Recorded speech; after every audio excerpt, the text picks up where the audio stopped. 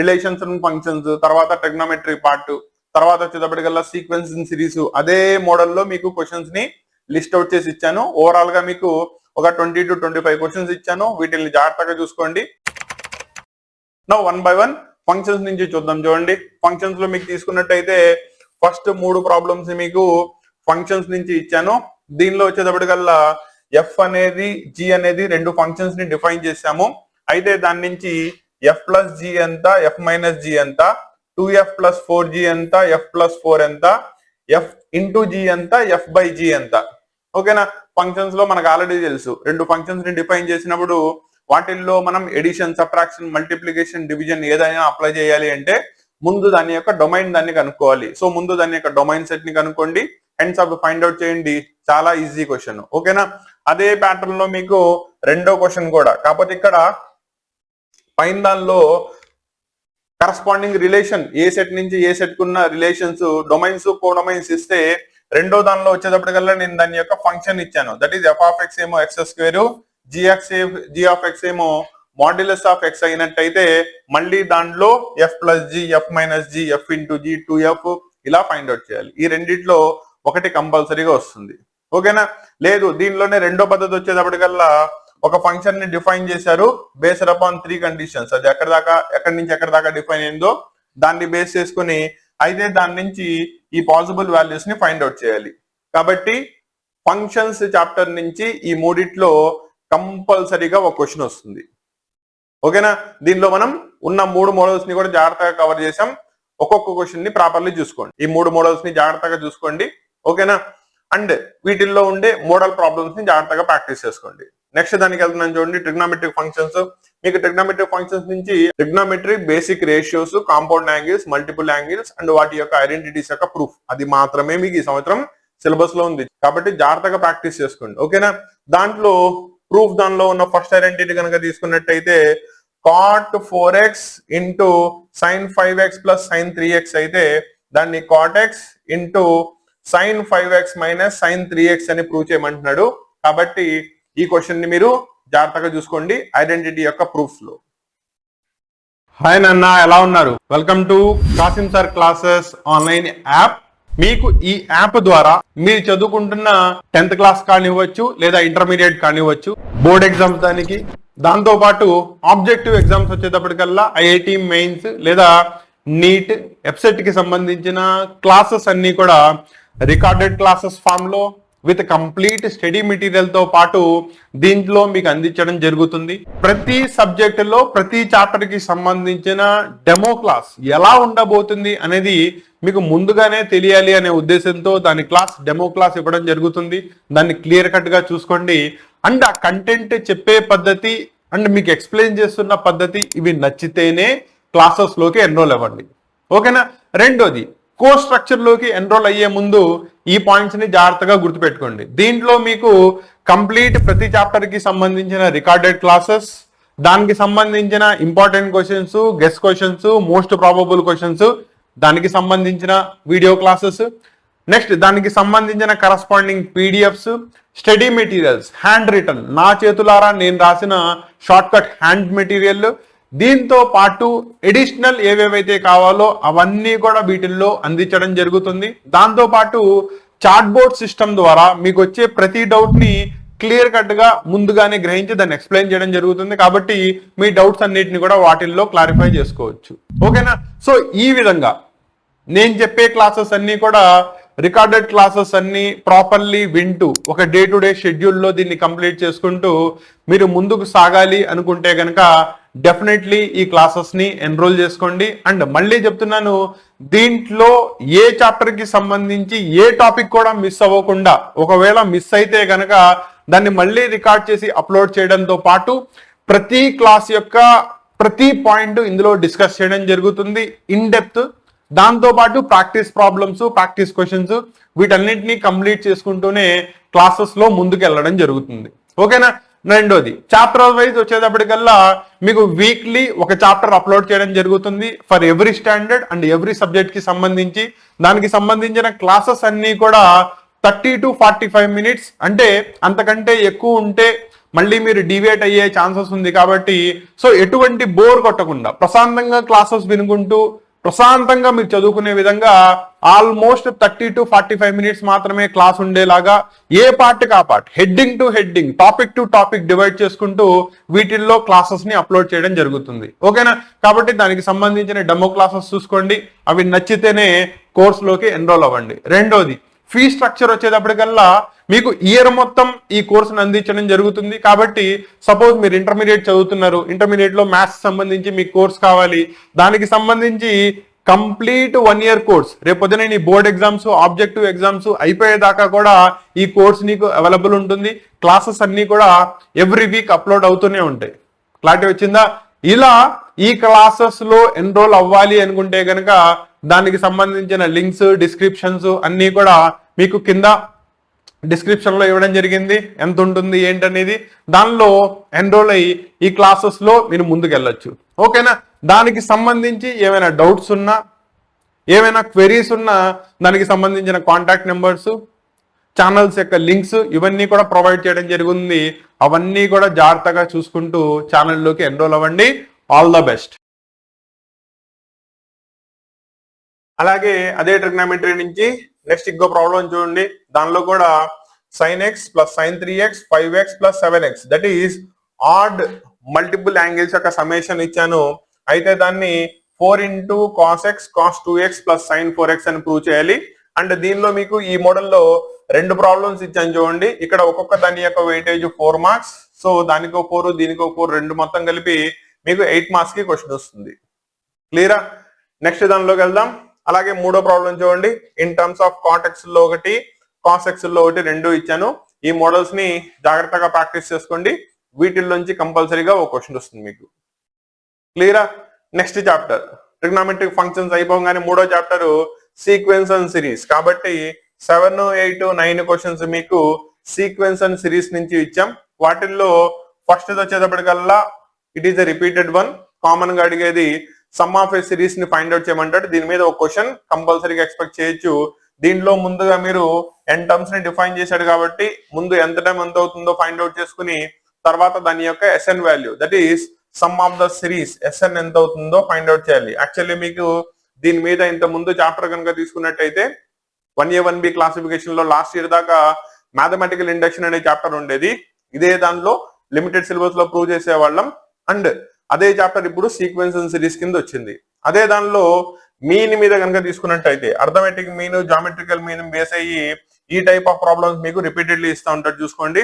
దానిలో given some of the 2-3 times కనుక group అయినట్టయితే వీటి యొక్క సమ్మేషన్ ని ఫైండ్ అవుట్ చేయమన్నాడు. నెక్స్ట్ ది ఫంక్షన్ ఎఫ్ ని డిఫైన్ చేశాడు such that f of x plus f of y is equal to f of x into f of y. And దీంట్లో f of 1 యొక్క value కూడా ఇచ్చేశాడు. అయితే మీరు దీని యొక్క n value that is number of terms in the series ఎంత అవుతుంది దాన్ని ఫైండ్ అవుట్ చేయాలి. అలా సీక్వెన్స్ అండ్ సిరీస్ నుంచి మీకు బోర్డు క్లియర్ గా కనబడుతుందా క్వశ్చన్స్ నోట్ డౌన్ చేసుకోవడానికి? ఓకేనా? కాబట్టి ఈ మూడు ప్రాబ్లమ్స్ ని మోస్ట్ రిపీటెడ్లీ అడగొచ్చు. ఓకేనా? మీరు జస్ట్ సినిమా చూస్తున్నట్టు చూస్తా కూర్చోమాకండి అన్న. ఈ ప్రాబ్లమ్స్ అన్ని కూడా నోట్ డౌన్ చేసుకోండి, పక్కన నోట్స్ పెట్టుకొని. ఓకేనా?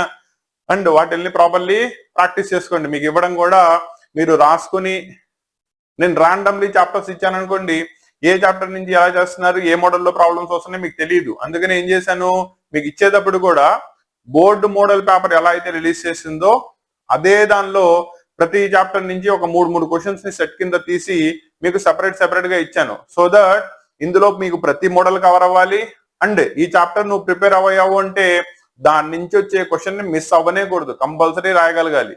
ఓకేనా? అదే మన క్లాస్ యొక్క మెయిన్ పర్పస్. 8 మార్క్స్ డిస్కస్ చేస్తున్నాం. 8 మార్క్స్ దానిలో నీకు 40 మార్క్స్ ఉంది. ఇవి ప్రాక్టీస్ చేసుకుంటే 40కి 40 గెయిన్ చేయాల్సిందే.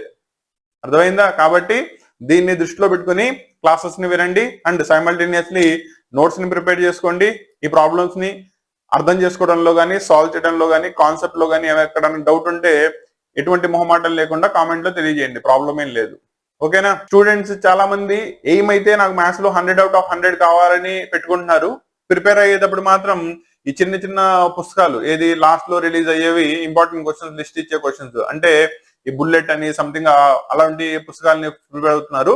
సో అటువంటి స్టూడెంట్స్ జాగ్రత్తగా చూసుకోండి. అవి మీకు క్వశ్చన్స్ చూసుకోండి, ప్రాబ్లం ఏం లేదు. వాటి నుంచి మోడల్ ఆఫ్ క్వశ్చన్స్ ఎలా వస్తుందో చూసుకోండి, ఆ మోడల్స్ ని ప్రాక్టీస్ చేసుకోండి, అక్కడ ప్రాబ్లం లేదు.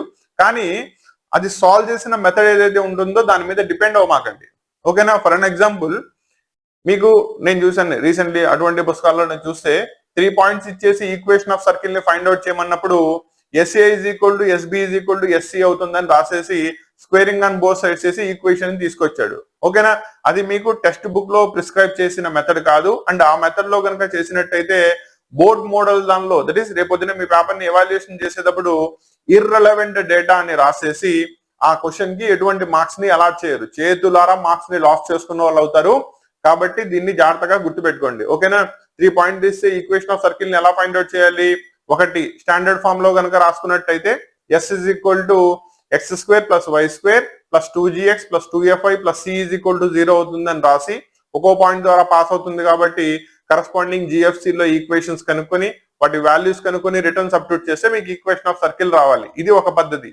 లేదు, స్టాండర్డ్ ఈక్వేషన్ ఆఫ్ సర్కిల్ ని x minus h whole square y minus k whole square is equal to r square. ఓకేనా? సెంటర్ రేడియస్ ఇచ్చేస్తే ఫామ్ ఇది. ఈ ప్యాటర్న్ లో రాసి చేయాలి అంతే తప్ప SA is equal to SB is equal to SC method లో సాల్వ్ చేయకూడదు. ఓకేనా? జాగ్రత్తగా గుర్తుపెట్టుకోండి. ఈ పాయింట్ మీకు చెప్పారో చెప్పలేదో నాకు తెలియదు. ఓకేనా?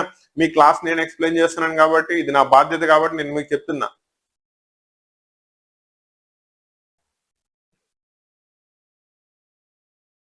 సో ఇక్కడతో మీకు సీక్వెన్స్ అండ్ సిరీస్ పార్ట్ అయిపోయింది. నెక్స్ట్ కోఆర్డినేట్ జామెట్రీలో 2 చాప్టర్స్ ఉన్నాయి. ఒకటి స్ట్రైట్ లైన్స్, రెండోది కోనిక్స్. వాటిని డిస్కస్ చేద్దాం. స్ట్రైట్ లైన్స్ నుంచి మీకు 3 క్వశ్చన్స్ ఇచ్చాను చూడండి. That is 10th 1, 11th 1 and 12th 1.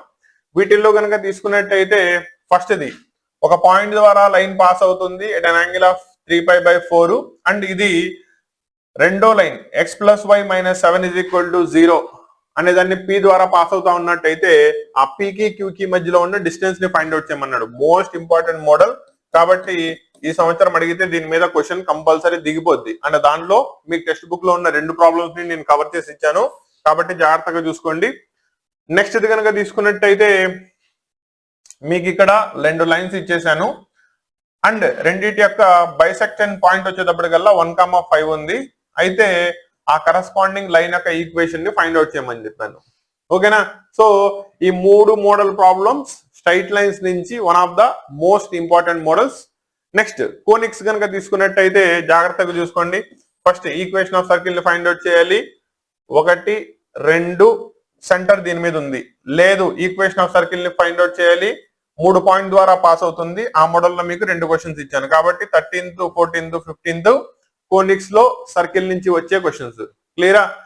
Second year వాళ్ళకి కూడా ఏ మోడల్ ప్రాబ్లమ్స్ ఉంటాయి ఈ సంవత్సరం, కాకపోతే సెకండ్ ఇయర్ లో అది మీకు కోనిక్స్ ఫస్ట్ ఇయర్ లోకి వచ్చేసింది కాబట్టి ఈ సంవత్సరం నుంచి మీకు ఈ సంవత్సరం ఈక్వేషన్ ఆఫ్ సర్కిల్ ని ఫైండ్ అవుట్ చేయమన్నప్పుడు మోస్ట్ రిపీటెడ్లీ ఈ 2 మోడల్ ప్రాబ్లమ్స్ ఉన్నాయి. ఒకటి 3 పాయింట్ ఫామ్ అంటాం, అంటే 3 పాయింట్స్ ఇచ్చేస్తాడు, ఈక్వేషన్ ఆఫ్ సర్కిల్ ని ఫైండ్ అవుట్ చేయాలి. లేదు, 2 పాయింట్స్ ఇస్తాడు, సెంటర్ లైన్ మీద ఉంటుందని చెప్పి 3వ కండిషన్ ఇస్తాడు, దాని నుంచి ఈక్వేషన్ ఆఫ్ సర్కిల్ ని ఫైండ్ అవుట్ చేయాలి. ఓకేనా? Most repeated one. అండ్ ఇక్కడ దీనికి ఇందాక మీకు ఆల్రెడీ చెప్పాను ఏ మోడల్లో ప్రాబ్లం చేయొచ్చు, ఏ మోడల్లో చేయకూడదు. ఓకేనా? లేదు కరెక్ట్ మోడల్ మాకు అర్థం కాలేదు మీరు ఎక్స్ప్లెయిన్ చేయండి. ఆల్రెడీ ఎక్స్ప్లెయిన్ చేసి క్లాస్ మన ఛానల్లో అవైలబుల్ గా ఉంది. ఛానల్లో కనుక మీకు వెళ్ళి చూసినట్టయితే సర్కిల్స్ చాప్టర్ లో 3 పాయింట్ ఫామ్ అని ఉంటుంది, దానిలోకి వెళ్ళి జాగ్రత్తగా చూసుకోండి, మీకు తెలిసిపోతుంది. ఓకేనా? అండ్ రెండోది, నాకు ప్రిపరేషన్ ప్రాపర్లీ కుదరట్లేదు కాలేజ్లో కానీ లేదా ఇంటి దగ్గర కానీ, నాకు సైమల్టేనియస్లీ డౌట్స్ క్లారిఫై అవ్వట్లేదు. కాబట్టి డౌట్స్ క్లారిఫై చేసుకుంటూ ఈ ప్యాటర్న్ లో ప్రిపేర్ అవ్వడానికి కోచింగ్ ఇన్స్టిట్యూట్ కనుక చూస్తున్నట్టయితే మన రామానుజన్ అకాడమీ గురించి మీకు ఆల్రెడీ తెలుసు. ఆఫ్లైన్ క్లాసెస్ కోసం రామానుజన్ అకాడమీ మనం రన్ చేస్తాం కాబట్టి దానిలో మీరు కావాలంటే కనుక మీకు మధ్యలో కాంటాక్ట్ నెంబర్స్ డిస్ప్లే అవుతాయి. ఆ కాంటాక్ట్ నెంబర్స్ కి రీచ్ అయ్యి రావచ్చు. మన అకాడమీ వచ్చేటప్పటికల్లా కోరంకి విజయవాడలో కోరంకి జోన్ లో ఉంటుంది కాబట్టి ఈ పాయింట్ కూడా జాగ్రత్తగా గుర్తుపెట్టుకోండి. క్లియర్?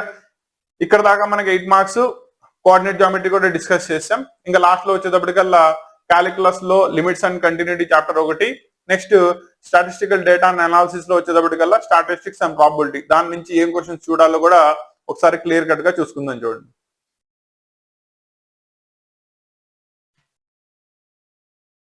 దానిలో వచ్చేటప్పటికల్లా 16th, 17th, 18th 3 క్వశ్చన్స్ కూడా లిమిట్స్ అండ్ కంటిన్యూటీ చాప్టర్ నుంచి వస్తుంది. ఇక్కడ జాగ్రత్తగా చూసుకోండి. ఫంక్షన్ ఎఫ్ ని డిఫైన్ చేసాం such that limit x tends to 0 f of x, limit x tends to 1 f of x, ఇవి రెండు కూడా ఎగ్జిస్ట్ అవుతున్నాయి అని చెప్పాడు. లిమిట్ ఎగ్జిస్ట్ అవ్వాలంటే కండిషన్ ఏంటి? కంపల్సరీగా దాని యొక్క left hand limit right hand limit same ఉండాలి. కాబట్టి మీకు దాన్ని అప్లై చేసుకోండి, లిమిట్ ప్రాబ్లం సాల్వ్ అయిపోతుంది. రెండోది వచ్చేటప్పటికల్లా ఫంక్షన్ ఇచ్చేసాను అండ్ దాని యొక్క లిమిట్ వాల్యూ కూడా ఇచ్చేసాను. అయితే మీరు limit f of x extends to 1 ని ఫైండ్ అవుట్ చేయాలి. రెండోది find the derivative of the following functions. ఏది? Cos x into cot x, cos x by 1 plus sine x. Actually first తీసుకుంటే కనుక యూవి మెథడ్ లో ఉంది, రెండోది యూ బై వి. దీన్ని ప్రొడక్ట్ రూల్ అప్లై చేస్తే వచ్చేస్తుంది, దీన్ని కోషన్ రూల్ అప్లై చేసుకుంటే వచ్చేస్తుంది. క్లియరా? నెక్స్ట్ మూడో ప్రాబ్లం కనుక తీసుకున్నట్టయితే ఫంక్షన్ ని డిఫైన్ చేసాం, అలాగే దాని యొక్క లిమిటింగ్ వాల్యూ కంటిన్యూటీ వాల్యూని ఇచ్చేసాం. అయితే మీరు దాని యొక్క ఏ కామా బి వాల్యూస్ ని ఫైండ్ అవుట్ చేయాలి. ఓకేనా? దీంట్లో ఈ 3 మోడల్స్ కూడా ఈ సంవత్సరం దానికి మోస్ట్ ఎక్స్పెక్టెడ్ వన్. 3 జాగ్రత్తగా ప్రాక్టీస్ చేసుకోండి, కంపల్సరీగా దాని నుంచి ఒక క్వశ్చన్ వస్తుంది. క్లియరా?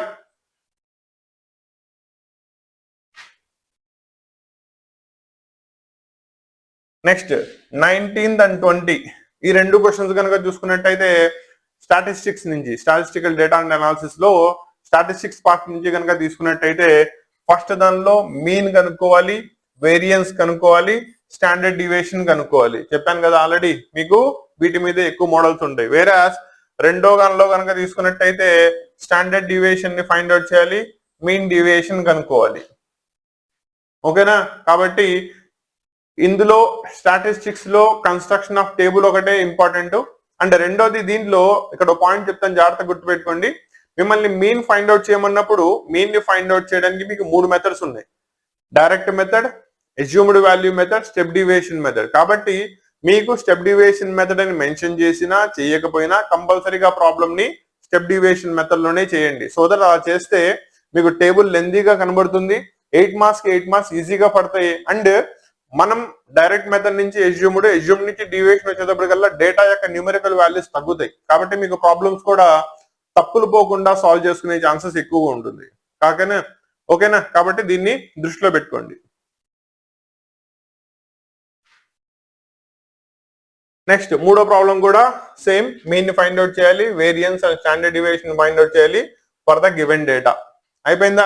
ఇంకా లాస్ట్ వచ్చేటప్పటికల్లా ప్రాబబిలిటీ, దట్ ఈస్ 22, 23, 24. 3 కూడా మీకు ప్రాబబిలిటీ నుంచి మోస్ట్ ఇంపార్టెంట్ క్వశ్చన్స్. దాంట్లో ఫస్ట్ క్వశ్చన్ తీసుకుంటే కనుక ఒక క్లాస్ లో 100 స్టూడెంట్స్ ఉన్నారు, దానిలో 2 సెక్షన్స్, ఒకటి 40 ఒకటి 60 కనుక అయినట్టయితే రెండు సేమ్ సెక్షన్ కి బిలాంగ్ అయ్యే ప్రాబిలిటీ ఎంత, డిఫరెంట్ సెక్షన్ కి బిలాంగ్ అయ్యే ప్రాబిలిటీ ఎంత. అంటే మీకు ప్రాబ్లం వచ్చేటప్పటికల్లా ఏ ఇంటర్సెక్షన్ బి మీద, ఏ యూనియన్ బి మీద.